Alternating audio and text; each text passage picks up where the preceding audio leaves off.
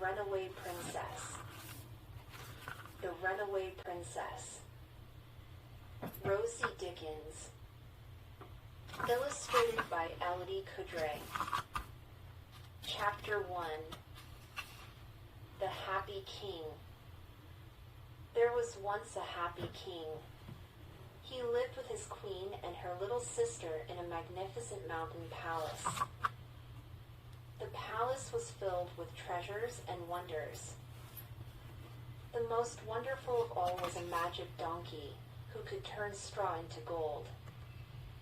But the king's happiness did not last, for his dear queen fell ill. The doctors said she didn't have long to live. "Promise me something," she begged her husband. "Anything," vowed the king. "Don't marry again," she whispered, "until you find a wife as good as me." And then she died. Now the king's heart grew cold. As the years went by, people begged him to remarry. "Who will rule after you? You need a child." But he always refused. "There is no one as good as my queen," he snapped. And so he grew old and cruel, with only Anna, the queen's sister, for company. Chapter 2. Approposal. Princess Anna was much younger than the queen, but she grew up to be just as beautiful and even more kind.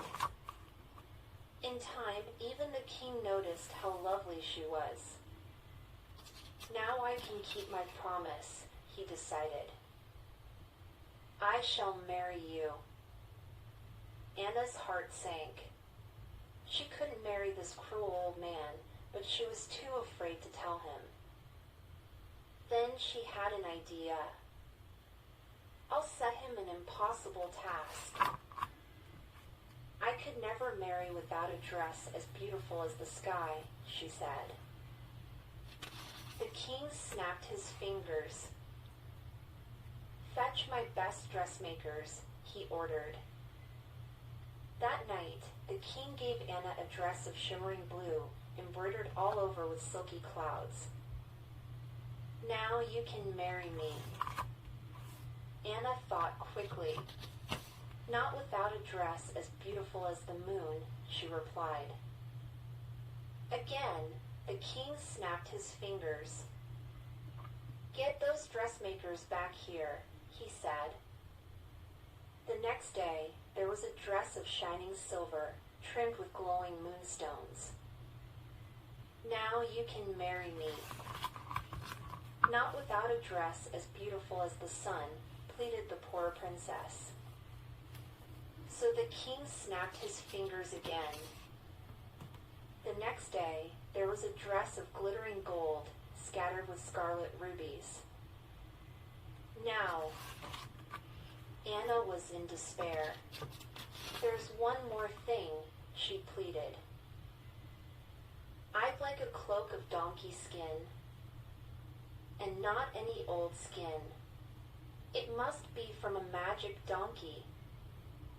He'd never harm his donkey."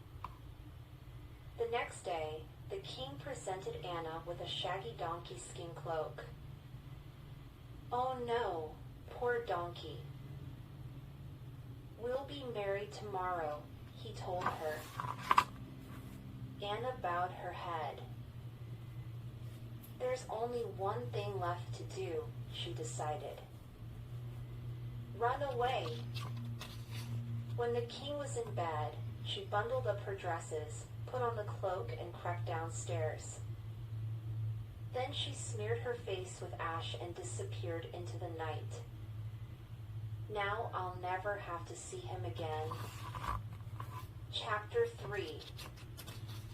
Princess Donkey Skin. No one took any notice of the shabby girl in the donkey skin cloak. She walked on and on, far beyond the king's lands, until she came to a farmhouse by a forest. The farmer's wife looked curiously at Anna. "What's your name?" she asked. Anna didn't answer. "I'll call you Donkey Skin," laughed the woman. "If you're looking for work, we need a girl to look after the geese." Donkey Skin worked hard. The farmer and his wife grew very fond of her. They never guessed